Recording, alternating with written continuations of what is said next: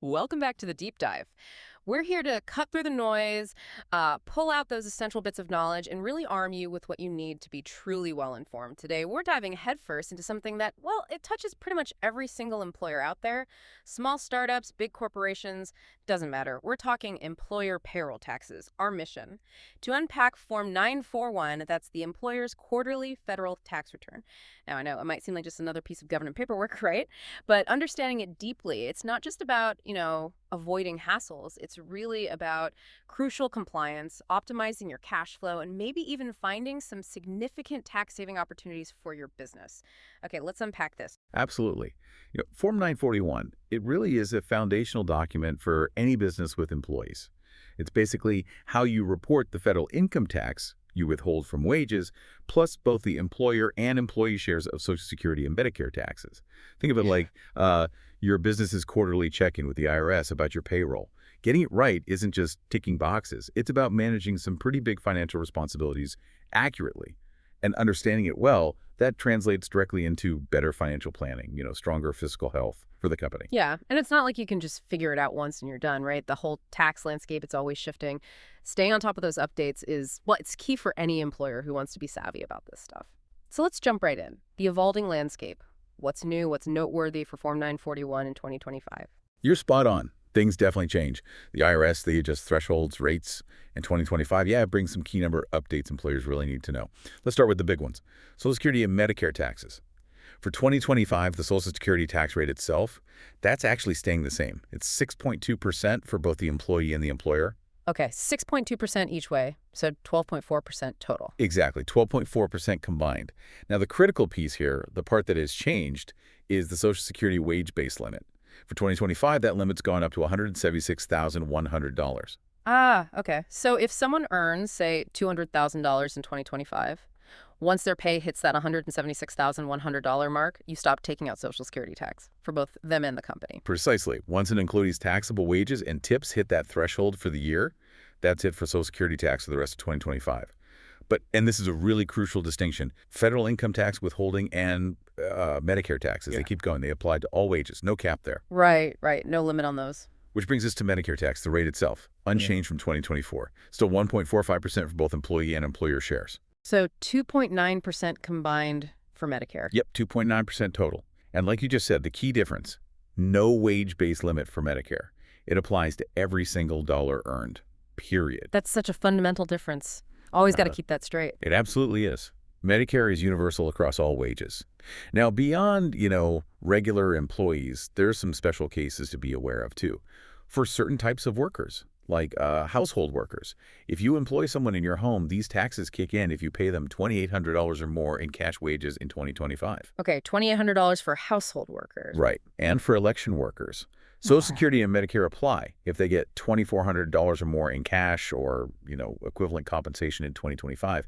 These specific thresholds, they're just important to remember if you deal with those types of employment. It's often those little details, right? The ones that can trip you up if you're not looking. Definitely. So beyond the tax rates and thresholds, what about the actual filing process? Is the IRS making things any easier, streamlining it at all? That's always good news. Well, they are making some strides, yeah. One significant update for 2025 is about Form 941X. Ah, the adjustment form for corrections or refunds. Exactly. Now, you can file Form 941X electronically. They're using the modernized e-file system, or MENF. Okay, electronic filing for 941X. What's the real benefit there for employers? Is it just faster? Well, faster processing is definitely part of it, but think about it strategically. Getting those adjustments and refund claims processed quicker. It's not just saving time, it means you get that capital back into your business sooner.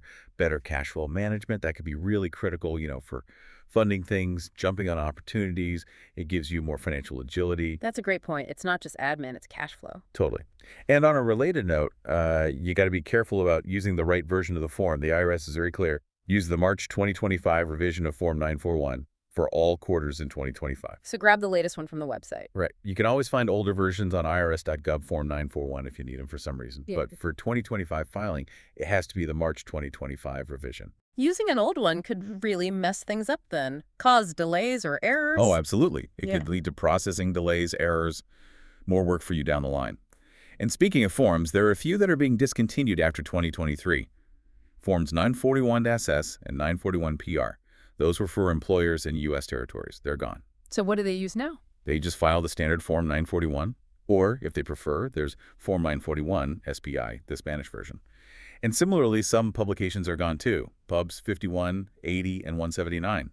That info is now rolled into Pub 15, the main employer's tax guide, and Pub 15 SP. Okay, so a bit of consolidation happening, trying to make things simpler, maybe. Eventually. That seems to be the goal, yeah. Centralize the information. It just means employers need to know where to look now. And it's good they're expanding the Spanish language options, like Form 941 SP and W4 SP, makes compliance more accessible for more businesses. Definitely. Now, shifting gears a bit, let's talk tax credits. There's some important changes there too, especially around how you claim certain ones, particularly those COVID-19 related credits, the credits for qualified sick and family leave wages. Those generally expired for leave taken after September 30, 2021. Okay, so for most businesses, those are done. But I thought I heard there were still some, really rare exceptions. Is that true? Yes, extremely rare. Technically, if an employer paid qualified sick and family leave wages in 2025 for leave that was actually taken before October 4, 2021, Yeah. they could still claim the credit. Wow, okay. That sounds like a very specific edge case. It really is. And here's the critical procedural change. You don't claim these credits on Form 941 anymore. Ah, okay. So how do you claim it then in that rare situation? You have to file Form 941X, the adjustment form, after you filed your regular Form 941 for that quarter. It's super important. Filing the 941X before the 941 can cause major processing errors or delays. The IRS even removed the lines for these credits from the main Form 941 because it happens so infrequently now. Gotcha. So follow that exact order if you're in that tiny group. A simple mistake there could cost you the credit. Absolutely. And there's another credit to be aware of, totally separate from COVID. It's the payroll tax credit for certain tax-exempt organizations affected by qualified disasters. Again, this is not claimed on Form 941. You use Form 5884D for this one, and just like the rare COVID credits, you file it after you file your Form 941 for the quarter. So it seems like a trend then, moving specialized credits off the main 941. It does seem that way. More credits are being claimed on separate forms, often filed after the 941. It just means employers really need to pay attention to the specific instructions for any credit they're trying to claim. Don't just assume it goes on the 941. Okay, good advice. Now let's switch gears to something potentially really exciting for businesses, a tax benefit that can have a huge impact. Let's talk about the qualified small business payroll tax credit for research activities. This sounds like the big one. Oh, it absolutely can be. This credit is a serious incentive for eligible small businesses that are, innovating, investing in research and development. And the Inflation Reduction Act back in 2022 gave it a major boost. For tax years starting after December 31st, 2022, the maximum amount you can elect to use against payroll taxes doubled. Doubled. From what to what? From $250,000 up to $500,000. $500,000. Wow, $500,000. That's a massive potential saving against payroll taxes. Who qualifies for this, and what's the key step to actually get it? Right, so it's specifically for qualified small businesses that are increasing their R&D activities. The crucial first step. You have to make an election on Form 6765. That's the credit for increasing research activities form. And the timing here is critical. You must make this election on or before the due date of your original income tax return, including any extensions. Okay, so it's tied to your income tax return filing, not the quarterly 941 filing. That's a really important timing point. Easy to miss that. Exactly. It originates with your income tax return. And there's another timing quirk, too. The credit doesn't become available to use against payroll taxes the moment you file your income tax return. Oh.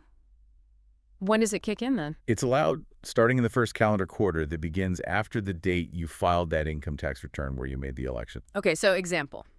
If I file my business income tax return in April, the credit becomes available starting in Q3, July 1st. Precisely. File in April Q2. The credit applies starting Q3, July 1st. Gives you a little lead time to plan for it. All right, so once you're eligible, you've made the election, the right quarter starts. How does it actually work? How does that credit reduce your payroll taxes? What's the mechanism? This is where it gets really interesting and where you can see the direct cash flow benefit. Since 2023, there's a specific order for applying this credit. First, it reduces the employer's share of Social Security tax, up to a limit of $250,000 per quarter against Social Security. Okay, Social Security first, up to $250K. Right. Then, if there's any credit left over after hitting that Social Security target, it reduces the employer's share of Medicare tax for that quarter. What's really powerful here is how targeted it is. Social Security first, then Medicare. It allows businesses to see an immediate reduction in what they owe, directly impacting their cash on hand. And if you have more than $250,000 in credit, but less than that in Social Security liability for the quarter, the rest goes to Medicare. And what if there's still credit left after covering both? Good question. It doesn't vanish. If credit remains after reducing both the employer's Social Security share, up to that 250K quarterly cap, and the employer's Medicare share for the quarter, it gets carried forward to the next quarter. Oh, fantastic. So it's not use it or lose it each quarter for the whole amount. Exactly. It carries forward. It could be across multiple quarters, potentially even into the next tax year until you use it all up. Now, how you track this? You use Form 8974, that's the Qualified Small Business Payroll Tax Credit for Increasing Research Activities form. You figure out the usable credit amount for the current quarter on that form, and then that number flows directly onto line 11 of your Form 941. Okay, Form 8974 calculates it, feeds into line 11 on the 941. Let's walk through an example, make it really concrete. You mentioned Roscoe earlier. Let's say they're a calendar year business. They filed their 2024 income tax return on April 15th, 2025, and they elected to take this credit. How does it play out on their 941s? Okay, good example. So Roscoe filed April 15, 2025. The first quarter starting after that is Q3 2025, running July 1 to September 30. That's when the credit becomes active for payroll taxes. Let's assume Roscoe's a semi-weekly depositor. That means they have to detail their tax liability for each day on Schedule B of Form 941. Right, the more detailed schedule for larger liabilities. Exactly. So when Roscoe fills out Schedule B for Q3, they look at their first payroll payment in July. That includes wages, subject to Social Security tax. They reduce the liability they report for that day by the credit amount. Specifically, it's the lesser of 1, their employer's share of Social Security tax for that specific payroll, keeping in mind that $250,000 quarterly limit, or 2, the amount of payroll tax credit they still have available. So if they elected, say, $500,000 total credit, and their employer Social Security share for that first July payroll is $10,000, they use $10,000 of the credit right there. Right. Reduces the liability reported for that day by $10. Exactly. Instant reduction. And the remaining credit, the $490,000 in this case, carries forward to the next payroll payment within Q3 that has Social Security wages. Okay, and they keep doing that payroll by payroll, chipping away at the Social Security liability first? Yep, until they've used up to $250,000 of the credit against the employer's Social Security share for that quarter. Now, what if their total elected credit was more than the $250,000 employer Social Security tax for the whole of Q3? Yeah. Any credit remaining after maximizing against Social Security then starts reducing Roscoe's employer share of Medicare tax. Same process, starting with the first payroll in the quarter that has Medicare wages, reducing the liability reported on Schedule B and carrying forward if needed. This really shows how understanding the mechanics, that specific order, has a direct impact on your quarterly cash flow. You're literally lowering the amount you owe right away. Absolutely. And the benefit can extend beyond the quarter, too. If Roscoe still has credit left after hitting the $250 Social Security target and reducing their Medicare share for all of Q3, that leftover credit carries forward. Into Q4. Into Q4. It then applies against their employer's Social Security share, again up to $250K for Q4, and then Medicare tax for wages paid in Q4. If there's still credit left after Q4, it can even carry forward into 2026, applying quarter by quarter until it's used up. That carry forward is huge, but there have to be limits, right? What can't you use this credit for? Right. Very important limitations. The credit cannot be used against federal income tax withholding, and it cannot be used against the employee's share of Social Security and Medicare tax. It's strictly for the employer's portion. Employer side only. Got it. Also, you can't carry it back to previous quarters, only current and future quarters. Makes sense. So the research credit is obviously powerful for businesses doing R&D. Are there other, maybe less common employer credits people should just be aware of? Even if they aren't claimed right on the 941, sometimes these things get missed. Definitely. One other significant one is the Work Opportunity Tax Credit, or WOTC. WOTC, okay. What's that for? It's designed to encourage employers to hire people from specific groups who traditionally face barriers to employment. Think veterans, people receiving certain types of assistance, formerly incarcerated individuals, etc. For qualified tax-exempt organizations, there's a related credit claimed on Form 5884C, specifically if they hire eligible unemployed veterans. This can directly reduce their payroll tax liability. Interesting. So another way being informed about credits goes beyond just compliance, right? It can directly support hiring goals. And the bottom line, it really turns tax reporting into, well, a potential strategy. Exactly. It's about seeing the bigger picture. Okay, so we've covered what's new. We've dug into that big research credit. Now let's get back to basics. The foundation of Form 941, who actually has to file it, when is it due, and just the general mechanics. This stuff is crucial for just staying out of trouble with the IRS. Absolutely fundamental. So the general rule, Yes. pretty simple. If you pay wages that are subject to federal income tax withholding or Social Security and Medicare taxes, you've got to file Form 941 quarterly. And on the form, you're reporting basically the whole payroll tax picture for that quarter. Total wages paid, any tips employees reported, the federal income tax you withheld. Both sides of Social Security and Medicare. Right, employer and employee shares, any additional Medicare tax withheld from higher earners, adjustments for things like fractions of cents or sick pay. And that research credit we just talked about, if you qualify. Exactly. It's a comprehensive snapshot. So what shouldn't be on Form 941? Things people might mistakenly try to report there. Good question. You don't use Form 941 for backup withholding or for income tax withholding on non-payroll payments. Like pensions or gambling winnings. Exactly. Those usually go on Form 945, which is an annual return. And federal unemployment taxes, that's Form 940, also annual. Keep those separate. Now, once you file your first 941, you generally have to file one every single quarter after that, even if you had no employees or paid no wages in a particular quarter. Even with zero activity, Yeah. you still file. Yep. Unless a specific exception applies, or you've officially filed a final return because your business shut down. Otherwise, the IRS expects it quarterly. Okay, what are those main exceptions then? Who gets a pass on the quarterly filing? There are a few key groups. First, if the IRS specifically told you to file Form 944, instead that's the annual version for very small employers, then you file that annually, not the quarterly 941. Second, seasonal employers. If you only operate certain times of the year, you don't have to file for the quarters. You have zero tax liability because you paid no wages. How does the IRS know you're seasonal? You have to check a box line 18 on every Form 941 you do file. That flags you as seasonal. Third, household employees. If you just employ someone in your home, that's typically handled on Schedule H with your personal Form 1040, not Form 941. And finally, farm employees. Agricultural labor generally goes on Form 943, the annual farm employer return, not 941. Okay, so if you're not one of those groups and you haven't filed a final return, you're filing 941 every quarter. Got it. That's the Okay. gist of it. Every quarter, like clockwork. What if a business wants to switch? Like maybe they were told to file the annual 944, but their business grew, and now quarterly 941s make more sense, or the other way around. Yeah, that can happen. There's a specific process, and you have to follow it. If you're on Form 944 annual and want to switch to Form 941 quarterly, you need to call the IRS business line between January 1st and March 17th, 2025, or send a written request postmarked in that same window. But here's the key. You absolutely must get written confirmation back from the IRS saying, okay, you're approved to file 941s now. Until you get that notice, stick with Form 944. Don't just switch on your own. Wait for the official word. Exactly. And going the other way, if you're filing quarterly 941s, but your expected annual employment taxes are going to be $1,000 or less, you might qualify for the simpler annual Form 944. For that switch, you call the IRS between January 1st and April 1st, 2025, or send a written request between Jan 1st and March 17th. Same deal applies. Wait for written approval. Same exact deal. You need that official notice from the IRS before you change how you file. No notice, no change. And those written requests, do they go somewhere specific? Yes, they go to specific IRS addresses, either in Ogden, Utah, or Cincinnati, Ohio.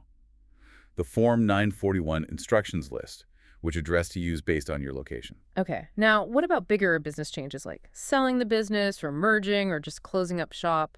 How does that affect 941 filing? Right, those definitely impact your obligations. If you sell or transfer your business mid-quarter, both you, the old owner, and the new owner have to file a Form 941 for that quarter. Both of you file for the same quarter. Yes, but you each only report the wages you paid during the time you owned it. And the old owner needs to attach a statement to their return. That statement needs the new owner's name, the type of business they are, the date the change happened, and crucially, where the payroll records will be kept. It creates a clear handoff. Clarity is key there. What about mergers? If two companies merge, the company that continues on files the 941 for the quarter the merger happened, reporting wages for the combined entity from the merger date forward. The company that ceases to exist files a final return covering its operations up to the merger. And just changing your business structure, like going from sole proprietor to an LLC. That's usually treated like a transfer. You might even need to get a whole new EIN, depending on the specifics of the change. Okay. And if a business just closes down completely, stops paying wages. Then you file a final return. You check the box on line 17 of Form 941 and enter the very last date you pay wages. And similar to a transfer, you attach a statement saying who has the payroll records and their address. This officially tells the IRS you're done filing 941s and where they can find historical info if needed. It's your tax exit strategy. Makes sense. Provide that final piece of info. Now, the deadlines. When are these quarterly returns actually due? Getting this wrong means penalties. Absolutely. Timeliness is critical. Your first Form 941 is due for the quarter in which you first pay wages subject to these taxes. After that, it's every quarter. The standard due dates are always the last day of the month following the end of the quarter. So end of Q1, March 31st, due April 30th. End of Q2, June 30th, due July 31st. Exactly. Q3 ends Sep 30th, is due Oct 31st. And Q4 ends Dec 31st, is due Jan 31st of the next year.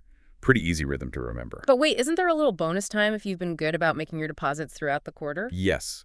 Good catch. If you've made all your required tax deposits for the quarter on time and in full, you get an extra 10 calendar days to file the Form 941 itself. Okay, so Q1, normally due April 30th, would be due May 10th if you're a timely depositor. Correct. May 10th, August 10th, November 10th, and February 10th become your deadlines if you meet that timely deposit requirement. And filed on time generally means postmarked by the due date, whether that's via USPS or an approved private delivery service like FedEx or UPS. What if the due date lands on a Saturday, Sunday, or holiday? Simple rule there. It just shifts to the next business day. No penalty for the weekend or holiday closure.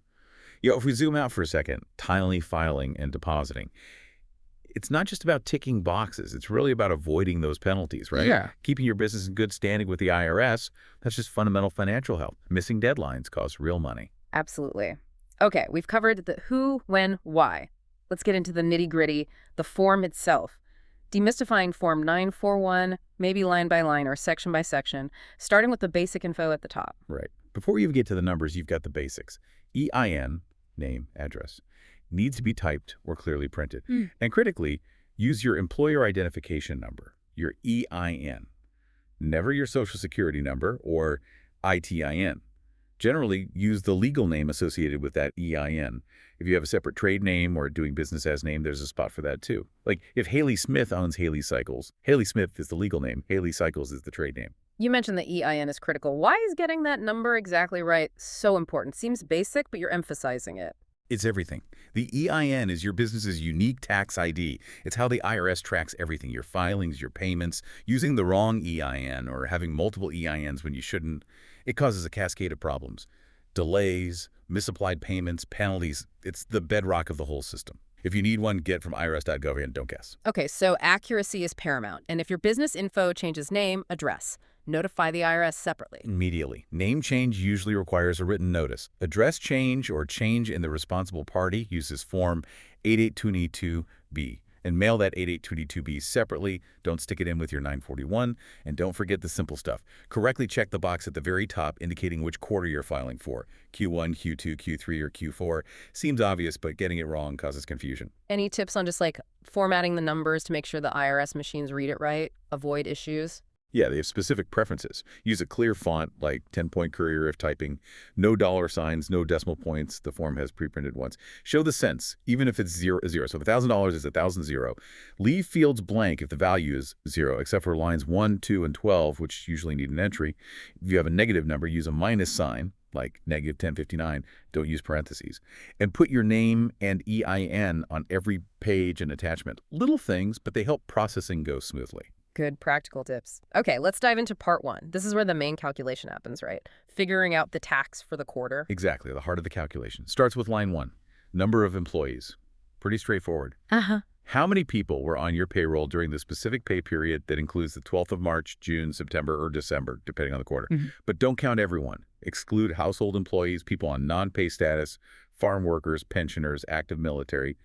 Just your regular employees for that specific period. Okay. Then line 2, wages, tips, and other compensation. What goes here? This should generally match up with the total that will eventually be in box 1 of your employee's W-2s. It includes regular wages, bonuses, commissions, also sick pay paid by your agent or by a third party like an insurance company if you got timely notice and they transferred the liability to you. Got it. Line 3. Federal income tax withheld. That's just the total actual income tax you withheld during the quarter. Yep. Total federal income tax withheld from everything. Wages, tips, taxable fringe benefits, supplemental unemployment, even those golden parachute payments if applicable. Line 4 is rarely used. You only check that box if none of your wages were subject to Social Security or Medicare, maybe due to a specific religious exemption or certain government employers. Most businesses leave this blank. Okay, now the big ones. Lines 5A through 5E. Social Security and Medicare calculations. Right. Line 5A is for taxable Social Security wages. This is the total wages, sick pay, taxable fringe benefits subject to Social Security, before any deductions. And remember that $176,100 wage base limit for 2025 applies here. This line excludes tips, and tips go in 5B. You put the total subject wages in column 1, then multiply by 0.124. That's a combined 12.4% rate for column 2. Okay, wages on 5A times 0.124.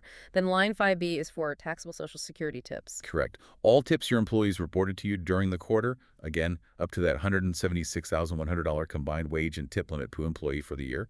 Multiply the tips in column 1 by 0.124 for column 2. And note, report all the reported tips subject to the limit here, even if you couldn't actually collect the employee's share of the tax from their wages.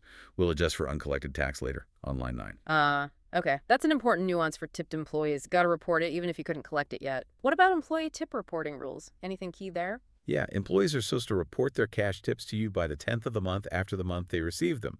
This includes tips directly from customers and tips distributed from, say, a tip pool. Charged tips count too. There's a small exception. If an employee gets less than $20 in tips in a calendar month, they don't have to report those to you. And this is different from allocated tips, which employers sometimes have to report for large food beverage places. Those don't go on lines 5B or 5C. Okay, good distinction. So after Social Security wages and tips, we get to line 5C, taxable Medicare wages and tips. Right. And the key difference here, no wage limit. All wages, tips, sick pay, taxable fringe benefits subject to Medicare go here. Everything. Put the total in column 1, then multiply by 0.029, the combined 2.9% rate for column 2. Again, include all reported tips, even the uncollected part. No cap on Medicare. Got it. Then line 5D looks different. Taxable wages and tips subject to additional Medicare tax withholding. Yes. This is for that extra 0.9% tax that applies only to employees once their wages and compensation exceed $200,000 in a calendar year. As the employer, you start withholding this additional Medicare tax in the pay period their year-to-date wages cross that $200K threshold, and you keep withholding it for the rest of the year on all subsequent wages. Critically, this is an employee-only tax. There's no employer match for this 0.9%. So you put the wages subject to this extra tax in column 1 and multiply by just 0.009 for column 2. Right, only the employee pays that extra bit. Good reminder. So for employers with high earners, tracking that 200K threshold is really important. Absolutely crucial.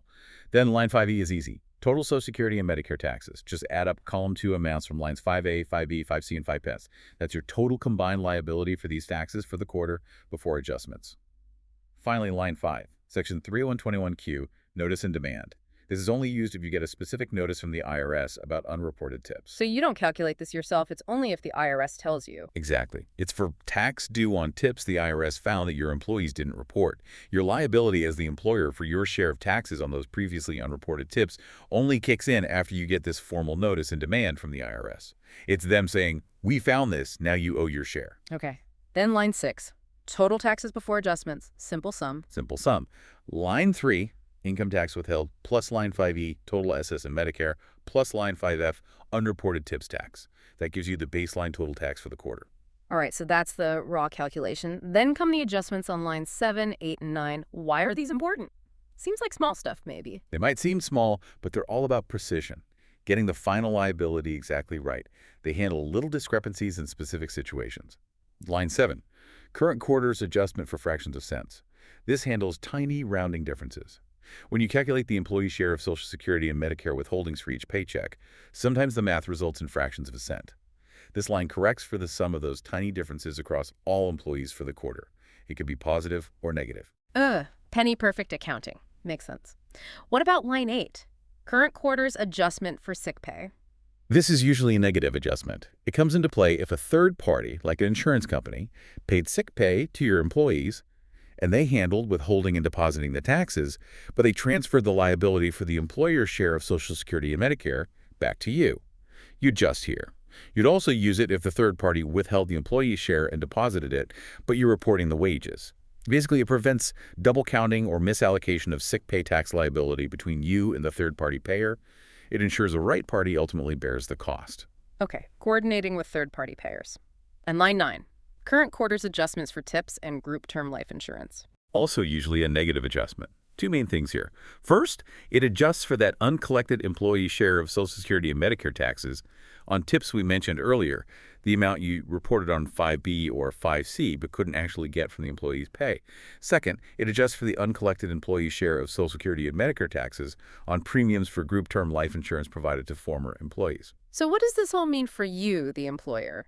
It means paying attention to these details prevents headaches. Overlooking them could mean you overpay or underpay. These lines fine-tune your liability. Exactly. Precision is key. Okay, after those adjustments, we get to the bottom line, right? Lines 10 through 15, calculating the balance due or overpayment. Right. Line 10, total taxes after adjustments. Right. Simple math again. Line 6, plus or minus. Line 7, 8, and 9. This is your truly adjusted total tax burden for the quarter. Then, line 11, qualified small business payroll tax credit for increasing research activities. Here's where that big credit we talked about earlier makes its appearance on the main form. You enter the credit amount you calculated on Form 8974. And you have to attach Form 8974 if you put a number here, right? Absolutely. Attach Form 8974. This line directly reduces your tax liability. It's a non-refundable credit, meaning it can reduce your tax down to zero, but not below. This is that direct tax-saving moment for eligible businesses. Okay. Line 12, total taxes after adjustments and non-refundable credits. So line 10 minus line 11. Correct. Line 10 minus line 11. This amount cannot be less than zero. And this line 12 amount is really important because it's the key number used to determine your deposit requirements. If line 12 is less than $2,500 for this quarter and it was less than $2,500 for the prior quarter and you didn't have a $100 K next day deposit trigger, you generally don't have to make deposits. You can just pay with the return. Ah, okay. The $2,500 threshold. If you're over that. If line 12 is $2,500 or more, you must make deposits according to your assigned schedule, monthly or semi-weekly, which we'll get to in part 2. Got it. Line 13, total deposits for this quarter. This is just adding up all the deposits you actually made. Yep. All deposits made for the quarter using EFTPS or other methods. Plus, if you had an overpayment from a previous quarter or a Form 941 that you chose to apply to this return, include that here too. Okay. Line 14, balance due. If your taxes, line 12, are more than your deposits, line 13. Then you owe money. You generally should only have a balance due if you qualified for that less than $2,500 exception we just mentioned. If you were required to make deposits, ideally your deposits should cover your liability. This is where timely, accurate deposits really pay off. If you've been depositing correctly, line 14 should ideally be zero or very small, avoiding penalties right there. And if you do have a balance due, what are the payment options? And what if someone just can't pay it all right away? Several ways to pay. Electronically is preferred. EFTPS, IRS Direct Pay, IRS Business Tax Account. Credit or debit card is an option, but there's usually a fee from the processor. Check or money order still works. Or if you e-file the 941, you can use electronic funds withdrawal, EFW, to pay the balance simultaneously, if you can't pay the full amount. Look into an installment agreement. You can often apply online if you owe $25K or less and can pay it off within 24 months. IRS.gov OPA for that. Good to know there are options. And finally, line 15. Overpayment, if your deposits, line 13, are more than your taxes, line 12. Then you overpaid. Good problem to have, relatively speaking. You get a choice. Check the box to have the IRS send you a refund, or check the box to apply the overpayment to your next quarter's Form 941. What if you forget to check a box? If you don't check either, the IRS will automatically apply it to your next return. Just be aware, if you owe other past due taxes, the IRS might apply your overpayment there first before issuing a refund or credit. Okay, that covers the calculation. Now, part 2. This looks like where you tell the IRS about your deposit schedule and liability. Why is this section so important? Seems like you already calculated the tax. But part 2 is all about timeliness and how you incurred that liability throughout the quarter. Getting your deposit schedule right is crucial for avoiding penalties, even if you ultimately pay the total tax calculated in part 1. Line 16, tax liability for the quarter. This is where you report based on your deposit schedule. There are three main paths here. First, that de minimis exception again. If your total tax on line 12 was less than $2,500 for this quarter A and D the last quarter, and you didn't hit that $100 K next day deposit rule, you just check the first box. No need to detail monthly or daily liabilities. Okay, the under $2,500 rule, simple enough. What's next? Second, monthly scheduled depositor. You're generally a monthly depositor if your total reported taxes during a specific look-back period were $50,000 or less.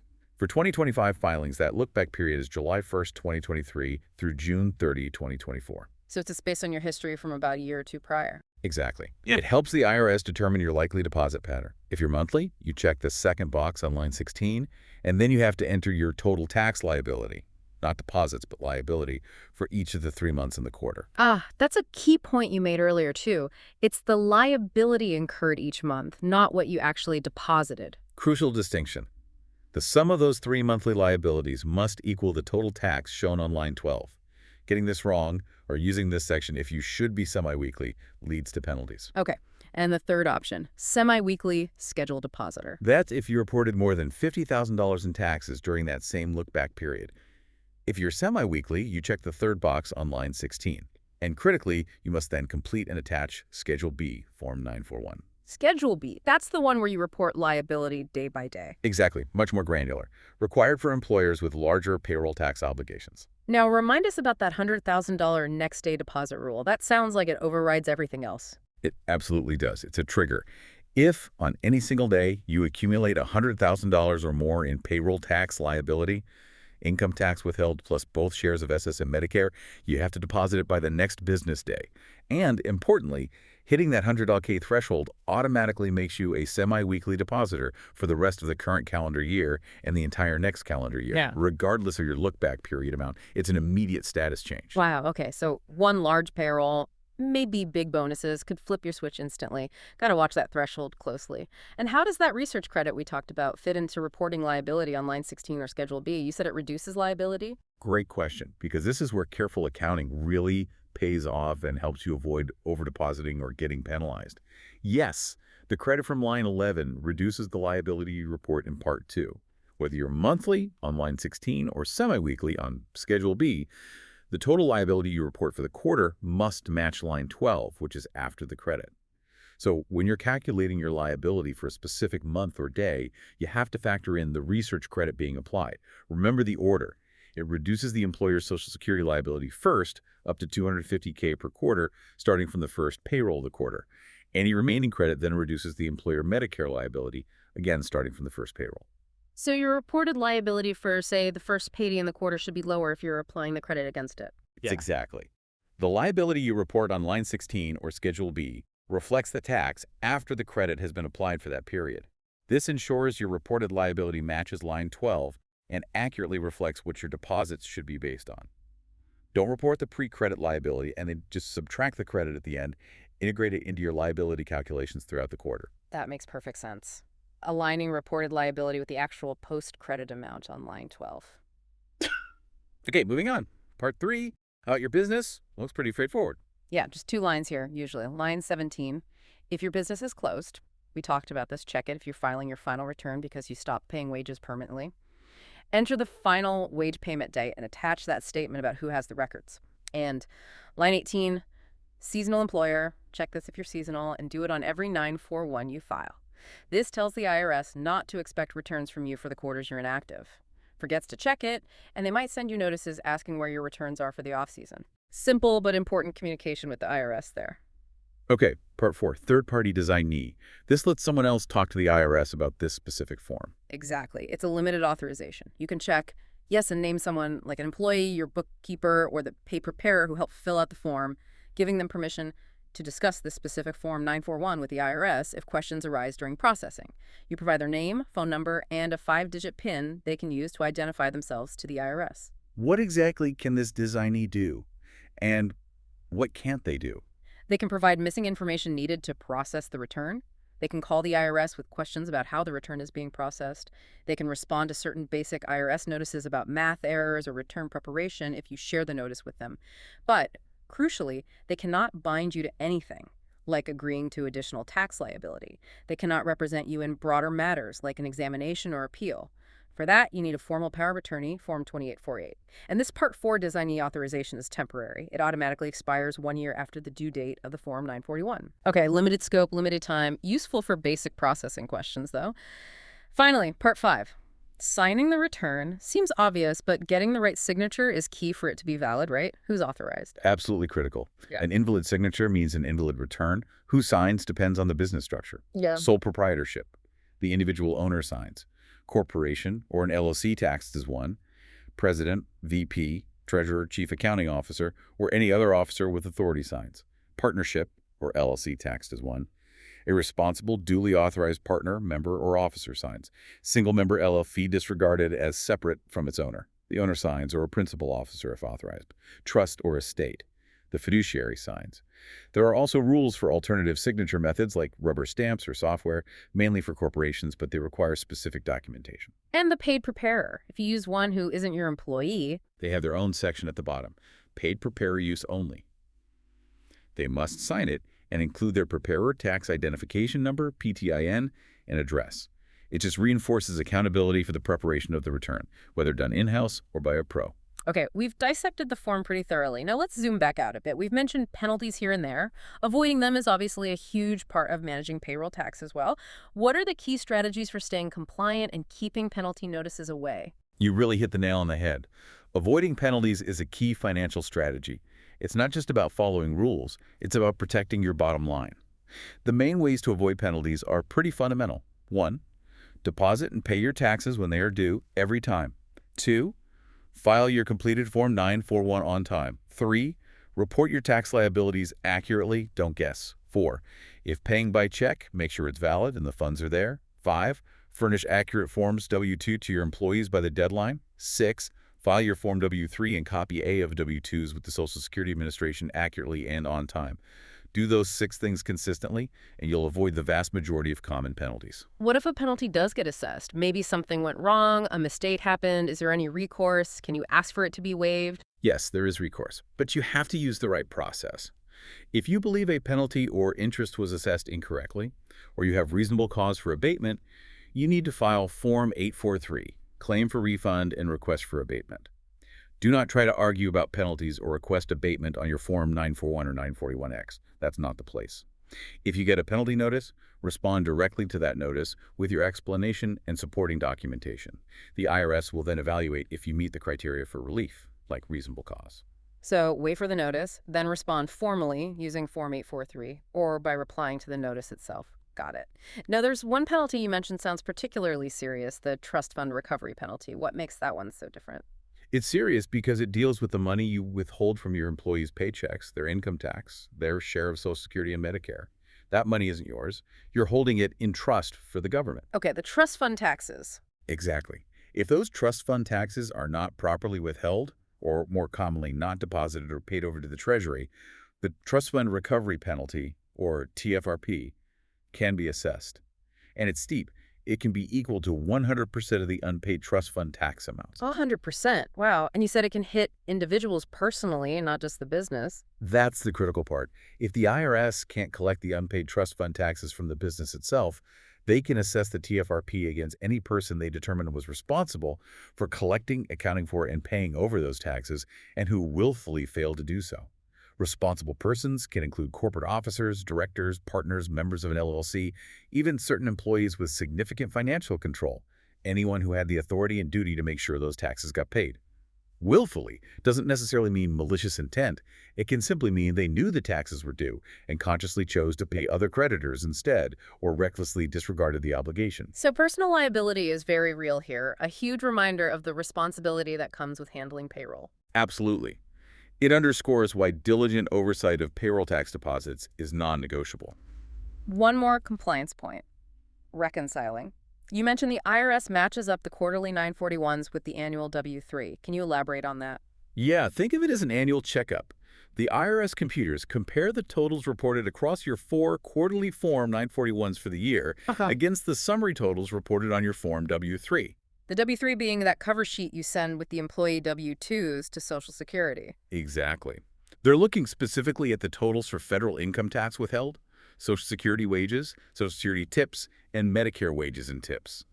They expect those quarterly totals to add up perfectly to the annual totals on the W-3. What happens if they don't match? Discrepancies trigger flags. You'll likely get a notice from either the IRS or the Social Security Administration asking you to explain the difference or file corrections.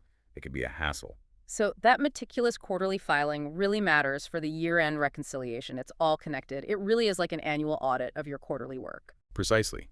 Accuracy on each 941 throughout the year prevents problems when that annual reconciliation happens. Okay, we've covered a massive amount of information, from updates and credits to the form details and compliance pitfalls. People might still have questions or need to dig deeper. Where can they turn for more help or information?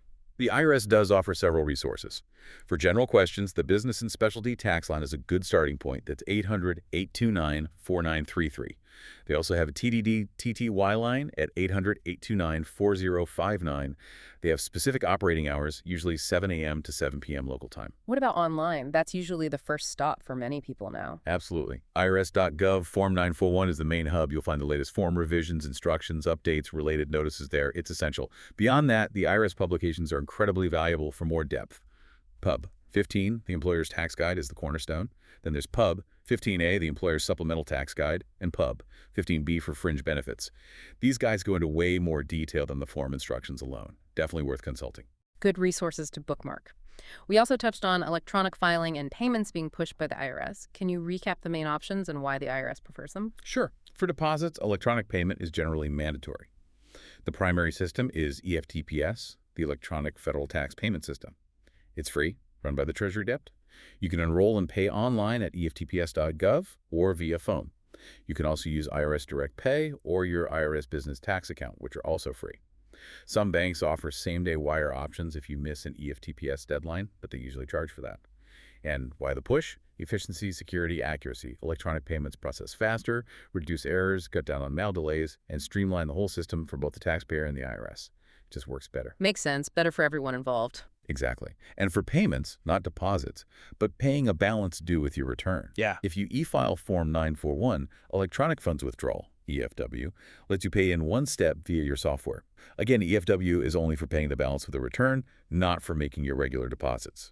You can also pay a balance due with a credit or debit card via third-party processors, but expect a fee. Again, only for balance due payments, not deposits. Lots of electronic tools available. Definitely seems like the way to go. Yeah. Now, we've talked about how complex all this is, and it's easy for business owners or managers to feel like it's a huge burden.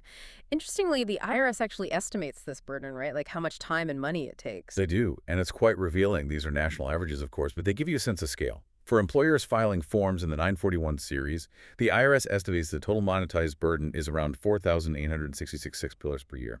Wow. And how much time is that? About 64 hours total per year on average. They break it down.